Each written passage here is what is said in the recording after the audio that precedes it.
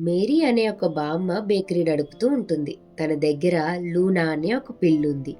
పిల్లులన్నీ ఎలుకల్ని పట్టుకోవడంలో బిజీగా ఉంటే, మన లూనాకి మాత్రం ఒక మంచి హాబీ ఉంది. అదేంటంటారా?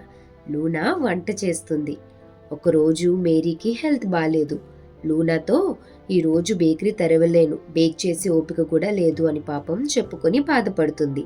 లూనా, ఇదే నాకు సరైన అవకాశం, నా టాలెంట్ని చూపించాలి అని ధైర్యం తెచ్చుకుని వంట చేయడానికి సిద్ధమవుతుంది. మేరీ ఎలా అయితే చేసేదో అచ్చం అలానే చేయటం స్టార్ట్ చేసింది. ఒక బౌల్లో పిండి తీసుకొని ఎగ్స్ వేసి కావాల్సిన ఇంగ్రీడియంట్స్ అన్నీ వేసి మంచిగా ట్రేలో బన్స్ అన్ని అరేంజ్ చేసి ఓవెన్లో పెట్టింది. ఓవెన్ ఓపెన్ చేయగానే ఆ బన్స్ యొక్క రుచికరమైన సువాసనకి లూనా ఎంతగానో పొంగిపోయింది.